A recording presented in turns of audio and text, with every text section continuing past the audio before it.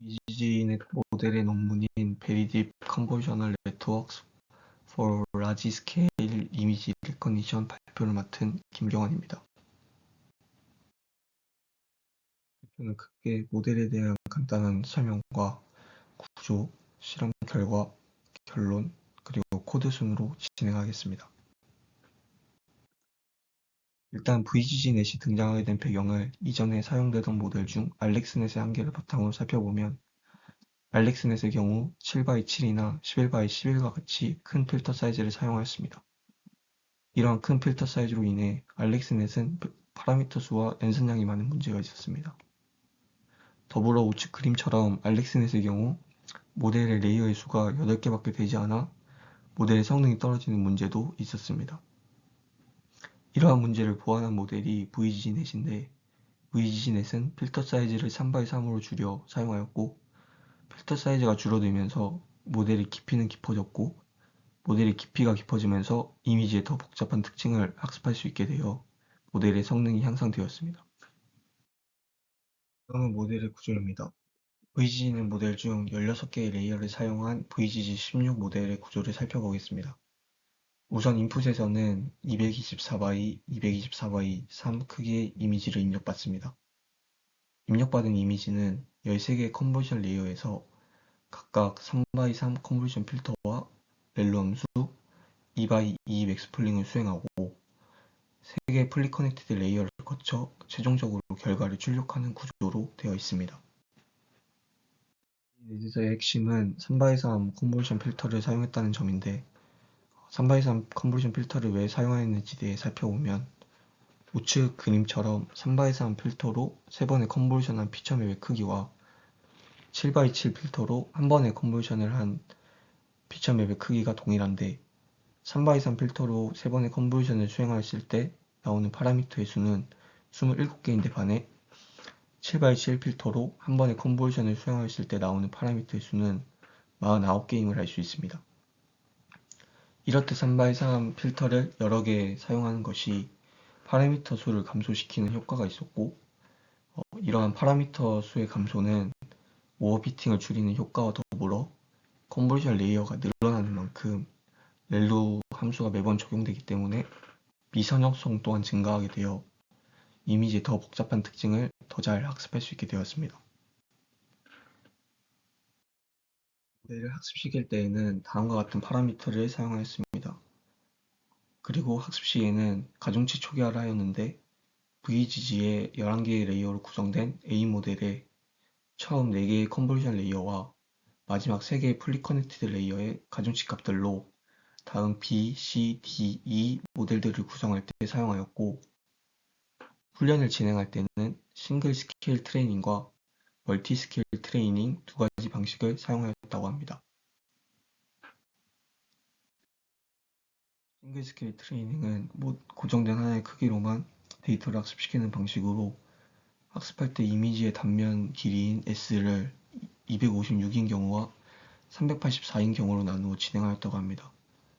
멀티 스케일 트레이닝은 다양한 크기로 데이터를 학습시키는 방식으로 256에서 512 중 S를 랜덤하게 설정하고 S/S로 리사이즈하여 학습하는 방식으로 진행하였다고 합니다.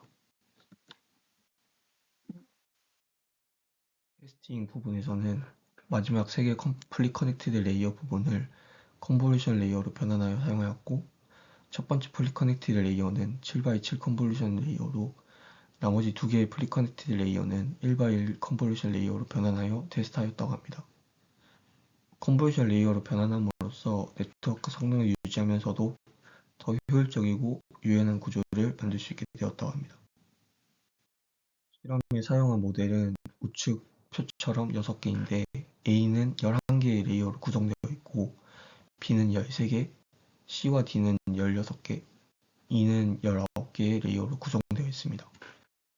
패스 사이즈를 고정하여 평가하는 싱글 스케일 어발리에이션 결과 알렉스넷에서 사용되었던 로컬 리스폰스 노멀리제이션의 효과는 없었으며 모델이 깊어질수록 에러가 감소하는 것을 알 수 있었고 다양한 스케일로 리사이즈하였을 때 트레이닝 이미지가 고정된 스케일의 트레이닝 이미지보다 성능이 좋음을 알 수 있었습니다. 된 사이즈를 여러 크기로 리스케일링하여 평가하는 멀티스케일 어발리에이션 결과 테스트 이미지를 다양하게 리사이즈한 것이 단일 사이즈보다 더 성능이 좋았고 모델이 깊어질수록 성능이 향상되는 것을 확인할 수 있었습니다. 다음은 멀티클럽 앤 텐서 어발리에이션인데 본 논문에서는 크게 세 가지 방식으로 나누어 평가를 진행하였습니다.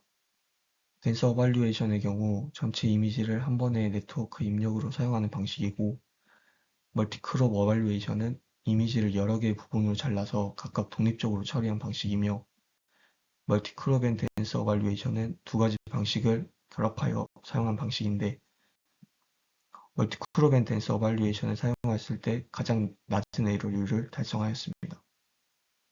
결론적으로 VGG를 통해 작은 필터 사이즈를 사용함으로써 알렉스넷 대비 2배 이상 깊은 네트워크 학습이 가능해졌고 에러율을 절반으로 줄일 수 있었습니다. 하지만 VGG는 파라미터 수가 많이 발생하였고 이로 인해 메모리 사용량이 매우 커짐과 동시에 학습에도 매우 긴 시간이 소요되는 한계가 있었습니다. 다음은 파이토치를 사용한 VGG 코드에 대해 살펴보겠습니다. 일단 VGG 모델을 학습시키기 위해 필요한 라이브러리로 불러오고 데이터 전처리 및 데이터셋을 불러오는 코드를 작성하였습니다. 이때 cpa10 데이터셋을 사용하였고 트레인셋과 데이터셋을 로드하기 위해 사용한 코드는 우측 하단의 코드와 같이 작성하였습니다. VGG 모델 중 VGG16 모델을 사용하여 코드를 작성하였고 컨볼루션과 풀링을 수행하는 레이어를 크게 5가지 블록으로 나누어 코드를 구성하였습니다. 첫 번째 블록에서는 입력 이미지의 크기를 논문과 같이 224x 224x 3으로 설정하였고 64개의 필터와 2번의 컨볼루션과 2번의 배치 노멀리제이션, 2번의 렐로, 그리고 최종적으로 맥스 풀링을 수행하는 구조로 구성하였습니다. 저는 128개의 필터와 2번의 컨볼루션과 2번의 배치 노멀리제이션, 2번의 렐루, 그리고 맥스 풀링을 수행하는 구조로 구성하였습니다. 세 번째 블록에서는 256개의 필터와 3번의 컨볼루션, 배치 노멀리제이션, 렐루, 그리고 맥스 풀링을 수행하는 구조로 구성하였습니다. 블록에서는 512개의 필터와 3번의 컨볼루션, 배치 노멀리제이션, 렐루, 그리고 맥스 풀링을 수행하는 구조로 구성하였습니다. 다섯 번째 블록에서는 512개의 필터와 3번의 컨볼루션, 배치 노멀리제이션, 렐루, 그리고 최종적으로 맥스 풀링을 수행하는 구조로 구성하였습니다. 마지막으로 3개의 풀리 커넥티드 레이어에서는 플래트 메서드를 통해 차원을 1차원으로 바꿔주고 512x 7x 7 사이즈의 데이터를 입력으로 받아 3개의 풀리 커넥티드 레이어에서 각각 렐루, 드롭아웃을 통해 최종적으로 각 클래스에 대한 예측 점수를 출력하게 됩니다. 그리고 포워드 함수를 정의하여 앞서 설계한 모델을 해당 함수를 통해 통과시켜줍니다.